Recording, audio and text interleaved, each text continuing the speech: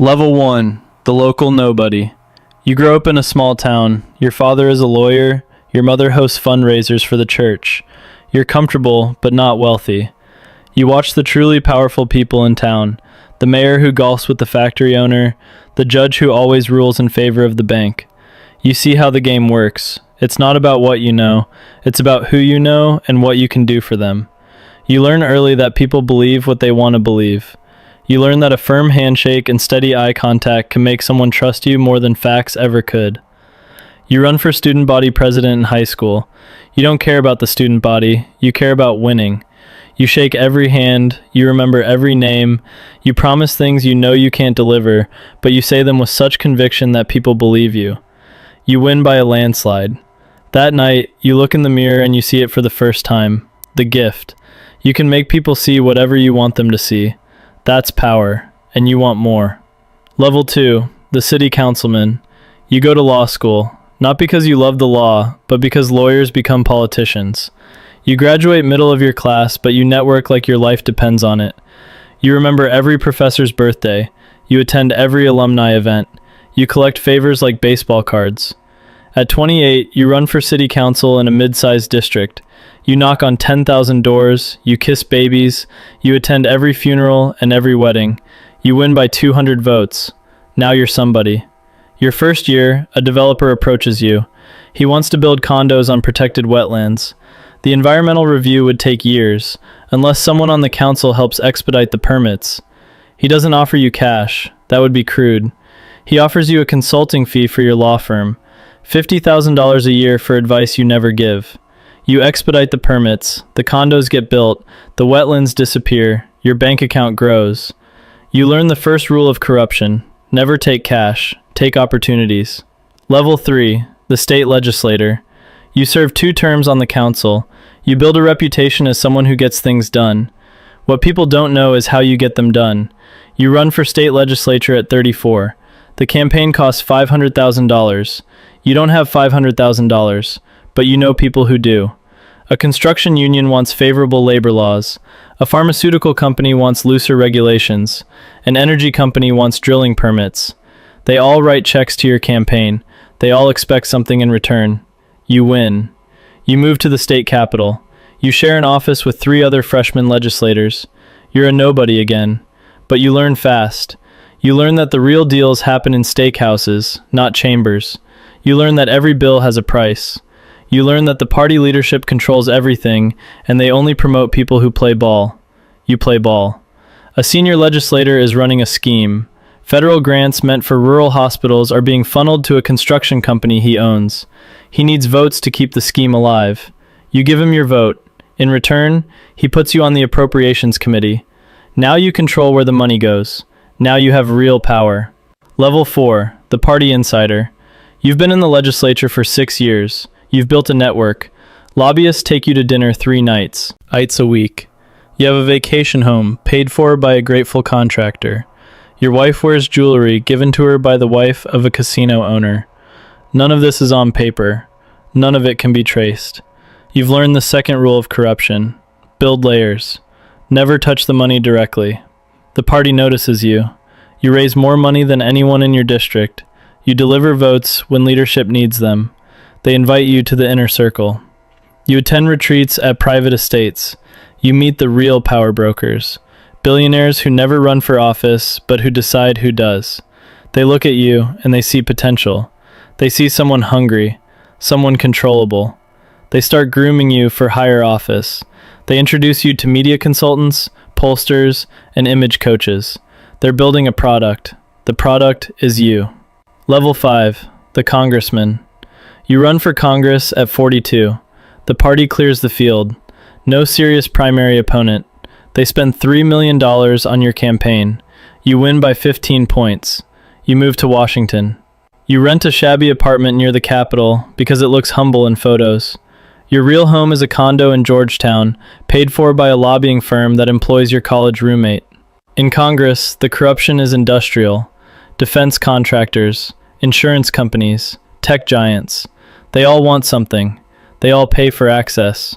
Your chief of staff used to work for a pharmaceutical lobby. Your legislative director will work for an oil company when she leaves. The revolving door never stops spinning. You sponsor a bill that helps a tech company avoid antitrust scrutiny. 6 months later, your wife gets a consulting contract with that company. $200,000 a year. You sponsor another bill that loosens banking regulations. A year later, you're invited to join the board of a regional bank. $100,000 for 4 meetings a year. You've learned the third rule. The payoff doesn't come immediately. It comes later, when no one is watching. Level 6, the senator. After 3 terms in Congress, you run for Senate. This is the big leagues.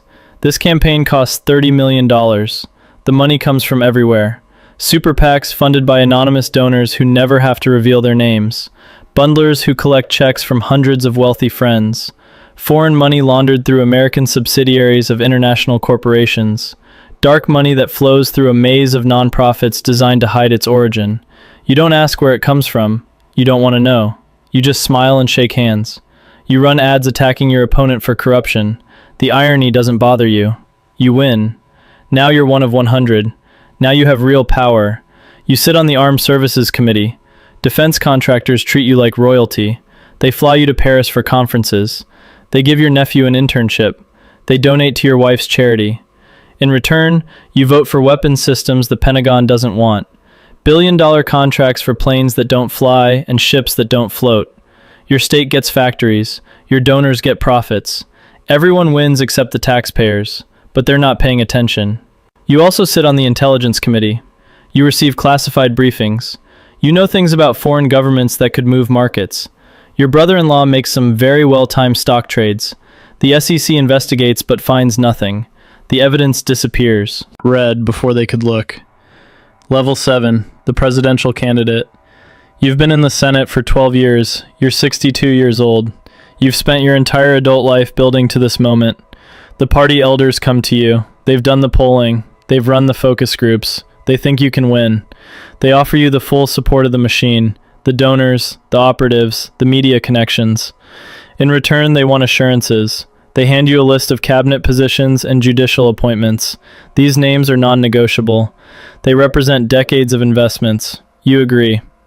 The campaign is a performance. You fly from rally to rally, saying whatever each audience wants to hear.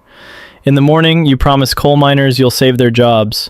In the afternoon, you promise environmentalists you'll fight climate change. None of it matters.